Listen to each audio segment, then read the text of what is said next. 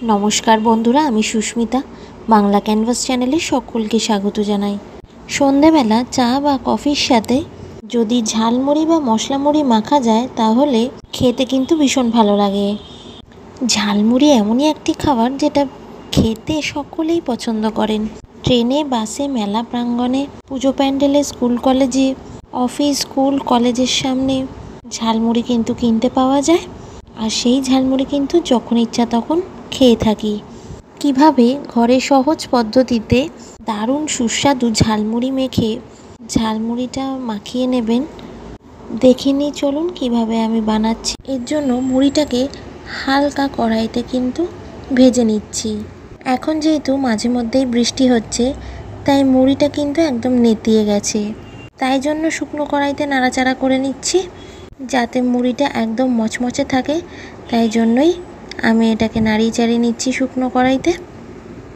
ঝালমুড়ির মুড়ি যদি একদম মচমচে খেতে না লাগে তাহলে খাওয়ার সময় কিন্তু একদম ভালো লাগবে না। মুড়িটা আমি মিনিট 3 ধরে ড্রাই রোস্ট করে নিয়েছি। মুড়ি একদম মুচমুচে হয়ে গেছে। একটা বড় স্টিলের পাত্র নিয়েছি। এবার এক এক করে দিয়ে দিচ্ছি ছোলা। এই ছোলাটা আমি ভিজিয়ে রেখেছিলাম, সারা রাত্রি ভেজানো ছোলা। এটা মুড়িতে কিন্তু ছোলাটা অবশ্যই দিতে হবে। দিচ্ছি সেদ্ধ মটর। মটরটা আমি 5-6 ঘন্টা ভিজিয়ে রেখেছিলাম। তারপর অল্প লবণ দিয়ে সেটাকে গরম জলে সেদ্ধ করে নিয়েছি। দিয়ে দিলাম একদম মিহি করে কুচিয়ে নেওয়া শসা। মুড়ি মাখাতে শসাটা দিলে কিন্তু খুব ভালো লাগে। শসা দেওয়া হয়ে গেছে। এবারে দিয়ে দিচ্ছি কুচিয়ে নেওয়া সেদ্ধ আলু। এবার দিয়ে দিচ্ছি 2খানা কুচিয়ে রাখা লঙ্কা। ঝালটা আপনারা আপনাদের ইচ্ছে মতো দিয়ে নেবেন। এই লঙ্কাগুলো ভীষণই ঝাল তাই আমি দুটোই ব্যবহার করলাম মুড়িতে। এবার এর মধ্যে দিয়ে দিচ্ছি কুচিয়ে রাখা ধনেপাতা। ধনেপাতা কিন্তু দিলে মশলা মুড়িটার আলাদাই একটা গন্ধ আসে। এবার এর মধ্যে দিয়ে দেব কুচিয়ে রাখা টমেটো। টমেটো আমি এখানে একটা আধখানা কুচিয়ে নিয়েছি। এবার এর মধ্যে আমি একটা অ্যাডেড জিনিস দেব, সেটা হচ্ছে কুচিয়ে রাখা গাজর। অনেক দিন আগে একবার যখন আমি শিয়ালদা স্টেশনে মুড়ি মাখা খেয়েছিলাম সেই মুড়ি মাখাটায় কিন্তু গাজর দিয়েছিল। এরকম কুচিয়ে নেওয়া গাজর দিলে মুড়ি মাখার টেস্টটা কিন্তু জাস্ট অন্য লেভেলের থাকে। দিয়ে দিলাম আমি অনেকটাই পরিমাণে চানাচুর। শুকনো কড়াইতে ভেজে নেওয়া মুড়িটা আমি দিয়ে দিলাম। ভাজা মুড়িটা অ্যাড করার পর আমি এর মধ্যে ভেজে রাখা আগে থেকে ভাজা মশলাটা দিয়ে দেব। বড় চামচের 8 চামচ আমি ভাজা মশলাটা ব্যবহার করছি। আর সামান্য পরিমাণে ভাজা লবণ ব্যবহার করব। আগে থেকে লবণটা ভেজে নিলে কি হয়, যাদের প্রেশারের প্রবলেম আছে, ব্লাড প্রেশার আছে যাদের, তাদের খেতে কিন্তু অসুবিধা হয় না। আর যদি লবণটা ভাজা না থাকে তাহলে কিন্তু তাদের জন্য অসুবিধাজনক।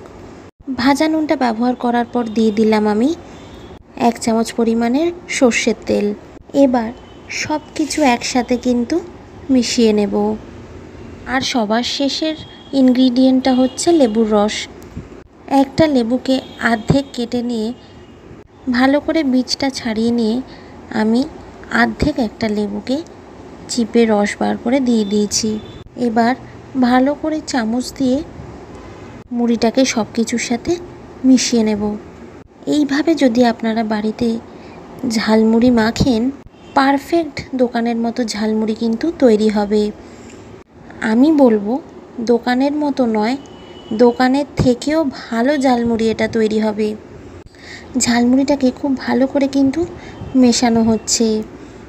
2টো চামচ দিয়ে আমি মুড়িটাকে সব কিছুর সাথে ভালো করে মাখিয়ে নিচ্ছি। আমাদের ঝালমুড়ি মাখা কিন্তু একদম রেডি। এবার একটা বাটিতে সার্ভ করব। আপনারা চাইলে একদম দোকানের ফিলিং পেতে চাইলে আপনারা কিন্তু ওটা একটা কাগজের ঠোঙায় ভরতে পারেন। কাগজের ঠোঙায় ঝালমুড়ি খেলে তো ঝালমুড়ি খাওয়ার ফিলিংটা একদম সম্পূর্ণ হয়। আমার কাছে ঠোঙাটা নেই, আমি বাটিতেই খাচ্ছি।